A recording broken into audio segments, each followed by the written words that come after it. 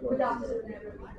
I'm Rishika Pradhan, and I'm delighted to guide you through this session 6 entitled Multiomics, where we will explore cutting-edge research on genomics, transcriptomics, and computational biology with our exciting line of speakers.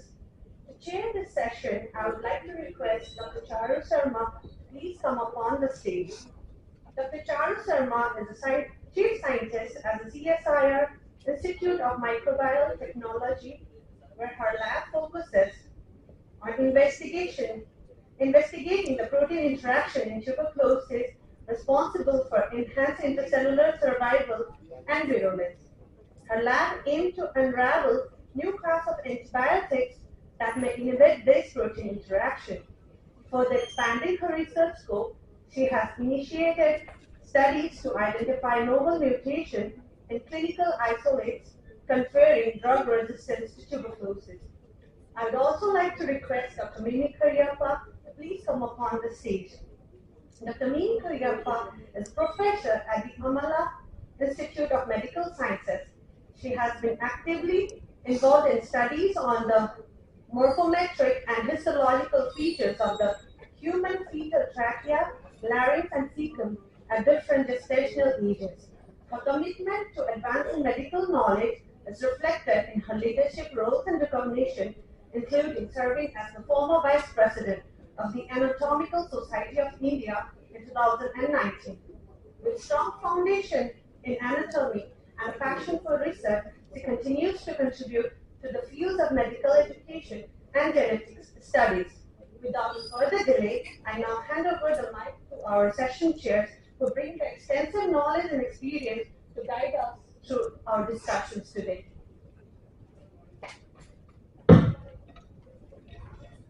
So very good afternoon to everyone, and myself and Dr. Charu have realized that we are running a little late, so we'll spell out a few rules for the speakers and the audience.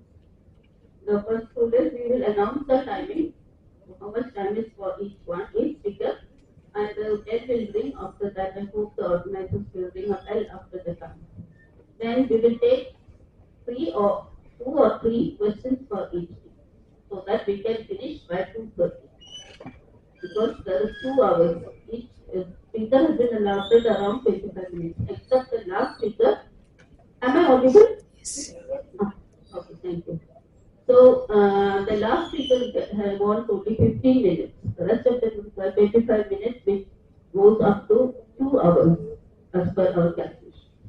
When we want to finish on time, we also want interaction. So don't be worried, 2 or 3 speakers can ask in this forum and the rest can ask during lunch time. So first we will call on stage Dr. Sajida Lulu S. So a little briefing about her. After her PhD in bioinformatics from VIT Vellore Institute, Tamil Nadu, she has presented her research in various countries and published extensively peer-reviewed journals. And she has 4 PhD scholars, and she's completing that, and she's been supervising around 6 PhD candidates. But I think she has much more research experience, and we would like to hear Madam. Please. Thank you. Thank you, ma'am, for the warm introduction.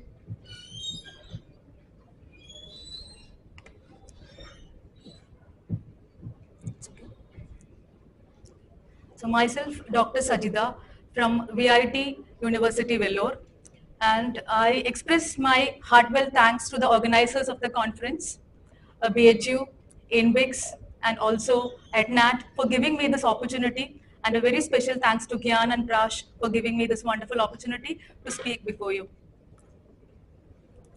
And today I thought of giving some basic information and resources which we can use and explore for tumor microenvironment analysis, which is the topic in which currently I am pursuing my research. I'm continuing my research, and I know it is a very recent topic. So we have been doing so many things as an academic researcher. We cannot concentrate on one as an established scientist or a researcher who will be doing full-fledged research. We are academicians, so we have to teach and we have to monitor research activities of students according to their interest. So some students will be coming with the interest in structural biology, some will be coming up with their interest in systems biology, some will want to know more about network polypharmacology, and some will say like, I would like to know more about computational synthetic biology, and I would like to do something more on gene expression analysis. So we should have a very basic idea of each and all of these things, and we have to update ourselves every day almost. We have to read multiple articles and we have to work on that. We have to run the existing codes. We have to retrieve the codes from GitHub, and we have to start from the scratch in some cases. So we have to do multiple tasks, and sometimes we will be getting information on each and everything. But to be frank, we cannot be a master in anything if we go with academic researchers. And I hope all the academic researchers here will agree upon this point. It's not that easy to master or to be a genius in one single topic in the research as our full-fledged researchers do. So we have to cater the needs of the students because they are the bread for us.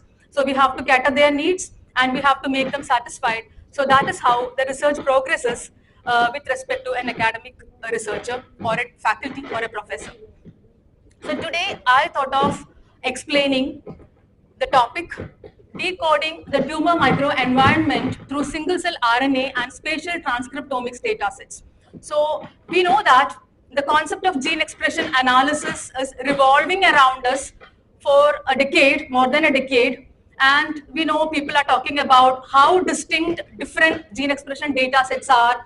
Let it be bulk RNA transcriptomics or single-cell RNA transcriptomics or spatial transcriptomics or other gene expression sources like microarray data. So we know all these topics are there, and also people would like to know more about how distinct these data sets are and how we have to move forward for the publications and researchers in these areas. And we can see, when we read some paper, we can see like without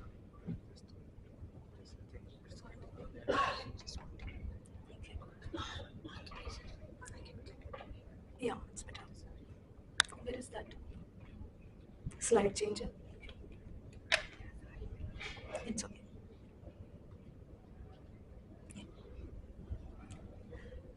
Sorry for the interruption. So we know that people will be coming up with microarray data sets, their gene expression data analysis, and they'll be publishing it, but without any rationale. Like they will not be knowing why they have chosen this microarray data sets. And if we ask them in the presentation, they may say that it's because many number of data sets are available only with respect to microarray, or many data sets are available only with respect to single cell RNA. And very less, everybody knows, very less number of data sets are available publicly with respect to spatial transcriptomics, because it is a high definition technology and requires a lot of money to conduct studies on that. And if you ask me what I was doing all these years, I have started my research with structural biology, computational structural biology, as every bioinformatician starts, like with molecular docking, molecular dynamic simulations, post-simulation analysis, all these things. And then I moved into systems biology, systems pharmacology, network polypharmacology, and then computational biology. I have learned algorithms, and it was quite hard during those days because we didn't have any open source resource. So now if you see, you have ChatGPT, you have so many chatter boxes, you have cloud computing, you have AWS support, you have support from Google Cloud, but we didn't have all these facilities during those days. And we had to start from the scratch by writing the code. And to complete one PhD during those days, we were taking at least 1 year or 2 years or up to 5 years. But now it's not like that. You can see bioinformatics scholars completing their PhD degree in 1 year or 2 years, and they are waiting for the years, that is the target years given by the university to fulfill. They'll be waiting, they'll be publishing, and then by the 3rd year, they'll be submitting their thesis. This is how the things progresses. So these are, so when you ask me what is meant by tumor microenvironment, everybody knows tumor microenvironment, as the name suggests, it is nothing but microenvironment around tumor. So it is composed of so many cellular and non-cellular components. And these components feeds these tumor cells. And you can see this is responsible, this will be taking place, and this will be leading to the tumor progression, and also sometimes it will be leading to some other pathogenesis also apart from the tumor progression. So tumor microenvironment is a dynamic, multifaceted landscape surrounding a tumor, comprised of various cellular and non-cellular components that influence tumor growth, progression, and response to therapy. So these are some of the publications that I have to show that we have done in 2023 and 2024. And this majorly focuses or uses publicly available gene expression data sets like bulk RNA data sets, single cell RNA data sets for validation. And these studies were further validated by using other gene expression methods also that I'll be explaining later. So what are the cellular components of TME? So you can see the major cellular components includes tumor cells, immune cells, and stromal cells. So tumor cells or the cancer cells are the primary malignant cells. So what these cells do? So they are primarily responsible for the tumor progression, tumor growth, etc.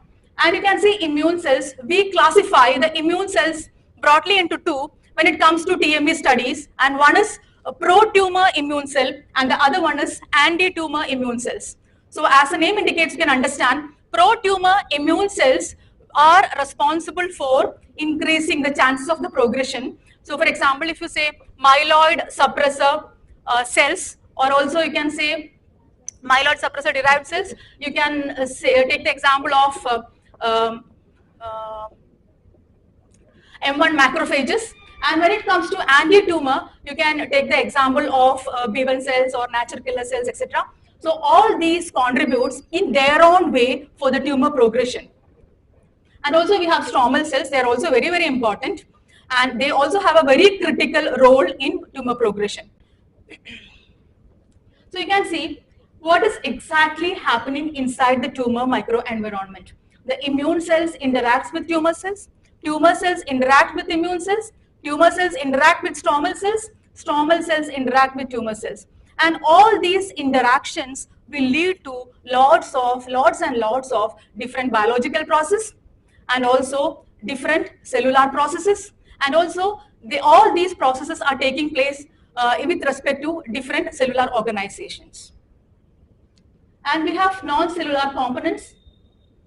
It includes extracellular matrices, growth factors like vascular endothelial growth factor, and also platelet-derived growth factor. They are very significant for tumor growth, and angiogenesis, which is nothing but the formation of the tubules, and which will be feeding the tumor, and then metastasis, creating a pro-tumorogenic environment, which will be increasing the chances of tumor progression.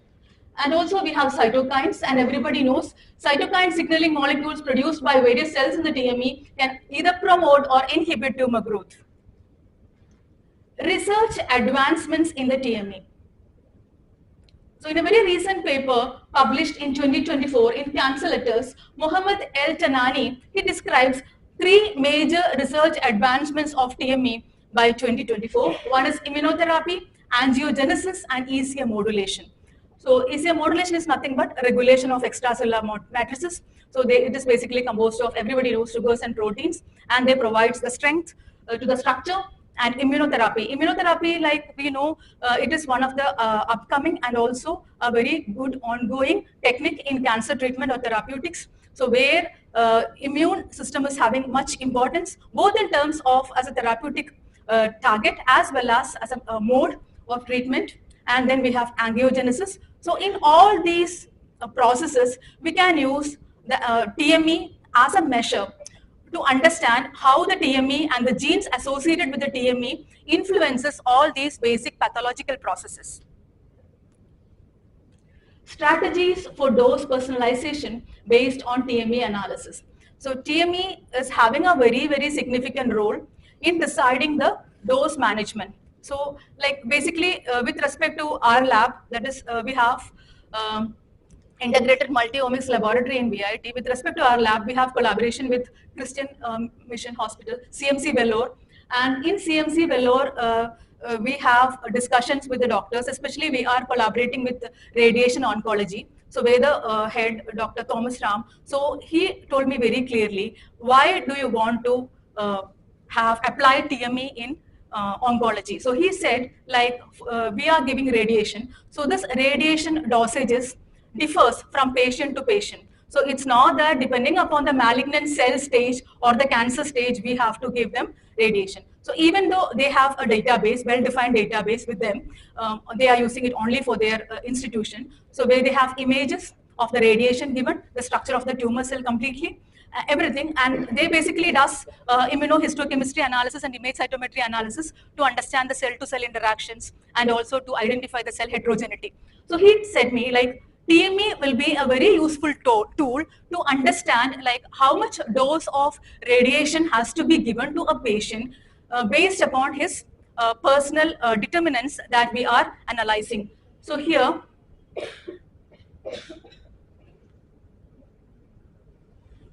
radiotherapy, with respect to radiotherapy, like dose escalation can be decided. In hypoxic condition or during hypoxia, how much dosage of RT has to be given to the patient, that could be decided. Similarly, fractionation is there, that is hyperfractionation and hypofractionation. So hypofractionation is benefited by the hypoxia patients, and the other one, it also decides like how much dosage has to be increased to give the patient in cases of cold radiation or cold oncology, they use the term. So how much radiation has to be given. And then with respect to chemotherapy, dosage modification. So for example, with dense extracellular matrices, how much dosage has to be given and which drug has to be selected as they use the term invadopodia. So that means nothing but the invasion through the extracellular matrix. So how much has to be given, and timing and scheduling. Whether they have to give very subsequent radiotherapy and chemotherapy or concurrent. So that has to be decided by the TME components. Workflow for TME driven therapy decisions. Collect tumor tissue for TME profiling. Use multiplex.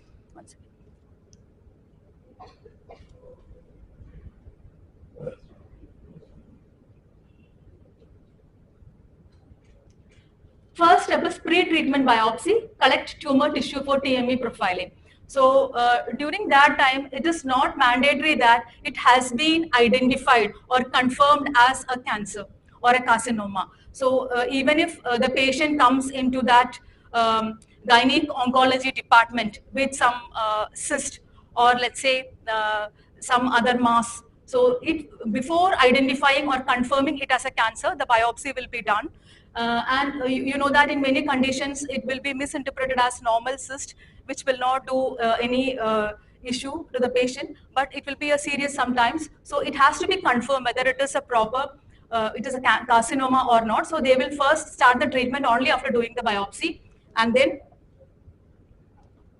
also apart from biopsy, they will also be doing the scans, all the radiology techniques they'll be applying like MRI also. And then molecular and cellular profiling, use multiplex IHC, immunohistochemistry, RNA sequencing or spatial transcriptomics to evaluate hypoxia, immune infiltration and ECM features. But you know that it's not possible to do spatial transcriptomics for every patient. It's not possible because it is a high definition technology and highly expensive also. Functional imaging, employ PET or MRI to assess hypoxia, perfusion and metabolic activity. Data integration, combine molecular, spatial and imaging data to categorize the tumor into therapeutic response groups. Therapeutic decision making, use predictive models to select the optimal dose and combination strategies. So these are the major areas after the functional imaging where the computational researchers or biologists play a very crucial role. So computational methods in TME investigation using saRNA and ST datasets. So we know what is saRNA and what is ST. If not, I can tell you a very brief introduction of the different types of transcriptomics datasets that we have. So we have bulk RNA dataset, we have saRNA dataset, and we have spatial transcriptomics dataset. So bulk RNA data set means you can take it as an analog to a smoothie that you make. So where you will be having more number of fruits, and you will be having nuts, you will be having all the other ingredients which you just blend up in a blender, and you will be getting the taste of each and everything in that. So that is how a bulk RNA transcriptomics could be defined. And also you can see in case of scRNA, it's not like that. It is with respect to a single cell. So you will be, if you are going to make like a single a juice or a particular smoothie with just one fruit, that could be taken as an example of single cell RNA. And what is both cases, bulk RNA as well as single cell RNA, both are performing the measurement of gene expression. But you have to understand, in bulk RNA analysis, it is just averaging all the values. Whereas in scRNA, it is not just averaging, it is actually giving you the measure of gene expression. And where you can compare it with the other single cells, and you can define the heterogeneity of the cells also. But that is not possible with the bulk RNA. And when it comes to spatial context, it will hold the intensity of the spatial profiles, or you can say into a broader definition that it is just integrating transcriptomics with histology. That is what is happening in spatial transcriptomics. So the instrumentation facility, when it comes, it is 10x Genomics Visium. And instead of cell ranger that we use in single cell RNA, here we have space ranger. These are the major differences.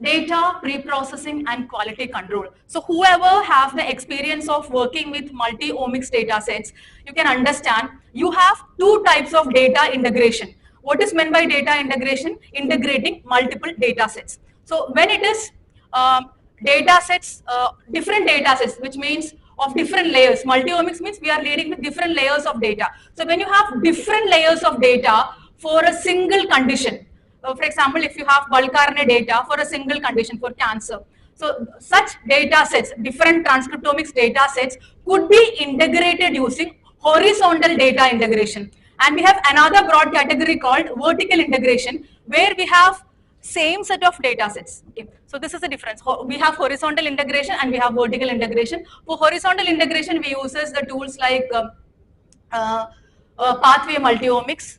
And for vertical integration, we have some other tools where we use all the approaches like network approach, statistical approach, and machine learning approach to define the model and to interpret the models. So these are the basic packages that we use for data pre-processing and quality control. We have Seurat and ScanPy. Seurat is an R-based package, and ScanPy is nothing but it's a Python-based package. Both are being used for single-cell RNA analysis.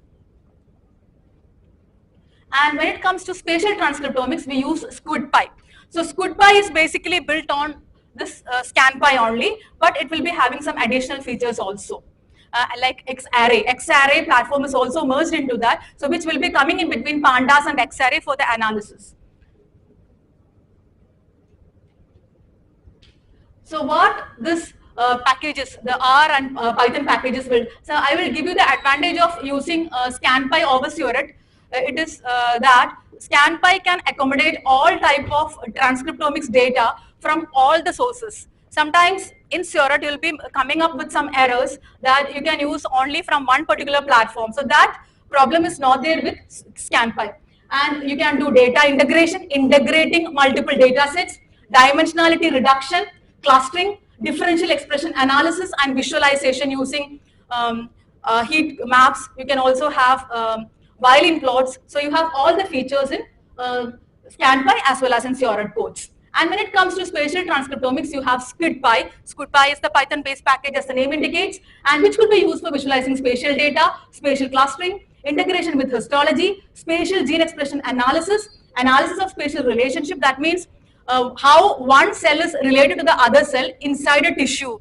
So that could be analyzed. Support for multiple data sets, integration with machine learning is also possible to develop precision medicine or multiple models. So finally, what are we targeting on? So you can go for clustering of the cells with respect to their similar gene expression or common gene expression patterns.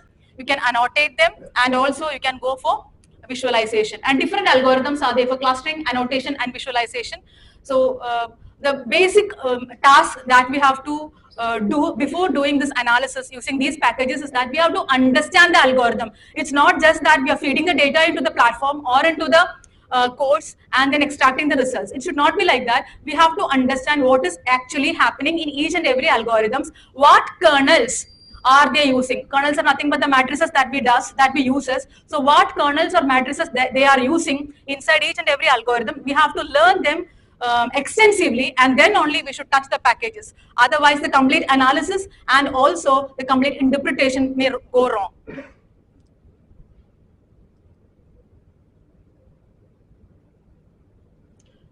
Visualization.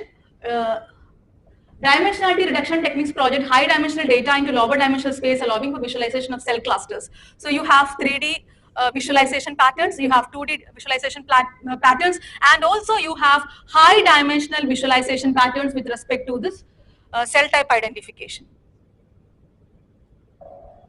And now comes to spatial data mapping and integration from single cell. So you can see first step is integration. It combines single cell RNA-seq data sets and ST data sets, aligning cell types from single cell RNA-seq to their spatial locations in the ST data. Spatial mapping, it generates a visual representation of the spatial distribution of the cell types within the tumor microenvironment. So we have different types of plots that we could generate, and they are highly interactive. Anybody who does not have any connection with science also can interpret what is happening with this analysis. The other application, cell-to-cell interactions. CellPhoneDB is one tool that you can use, predicts cell-cell interactions based on non-ligand receptor pairs. NISHNet infers target gene expression based on ligand activity, revealing functional interactions. So I have to go a little faster because ma'am is showing me only 3 minutes more. Gaioto combines spatial information with scRNA-seq data for spatially resolved interaction analysis. So basically, all these tools could be used for understanding cell-to-cell interactions. And as you do normally with bulk RNA transcriptomics or with microarray data analysis, you can also go for differential expression analysis of genes. You can go for gene ontology analysis, like understanding the biological processes, the molecular function, cellular location, subcellular location, etc. So all these are possible. Spatial heterogeneity analysis, you can do spatial clustering, and I can tell you for each and everything you need not start from the scratch. You have the complete codes available in GitHub. You can download the codes, and you can get the papers directly from the reference papers that I have noted before under each and every concept. So that also you can just look into, and you can get the complete codes from those papers. Visualization tools, you can see it like this using Visium and using Gaioto. So these are purely visualization tools, how the cell-to-cell interaction happens, you can understand. And these are the major publications with respect to TME. If you want to study more about TME, you have TME Explorer. So it is nothing but a database which gives you clear information about the applications of TME along with the single cell RNA database. And you have another one tool. If you want, I can share the slides also, because we are running in short of time. You have charts. Charts is another web application which helps you to understand the subpopulations of the cells. And meta-analysis of human cells. So Imican will be very commonly known to everyone. So it's a very common database that we are using. And spatial CTD. And this is a very important paper, integrating histopathology and transcriptomics for spatial tumor microenvironment profiling in melanoma, a case study. And this could be used by anybody who is working in cytogenetics. They can have a collaboration with any of the computational biologists and can do nice works in this area. So I told you, like in clinical setup, they are not using spatial transcriptomics. Instead, they are only going for immunohistochemistry and also image cytometry to understand the cell heterogeneity and distributions, because all of them have their own challenges. Like cost is the main challenge, and also all these things are required before making a decision. Validation required, workflow complexity, lack of standardization, and these are the future directions. And I cannot wrap it up without introducing our collaborators, Dr. Kenta from Laboratory of Functional Analysis in Silico. So where I was working as a visiting researcher for 2 months this year, 2024. and from where only I've studied the concepts of spatial transcriptomics, and Thomas Samuel Ram Doctor. So he's from CMC Vellore, and Gurudeepan Silvaraj from Concordia University, and Vijay Chitra Mudugur from University of Tartu, Estonia. And once again, thank you, the organizers of the conference, especially Dr. Gyan as well as Prash for giving me this opportunity. And I know this conference is meant for making networks and connections. Thank you, everyone. Thank you, Dr. Satida Lulu. Now the paper is open for 3 questions. Any 3 persons in the audience can ask questions.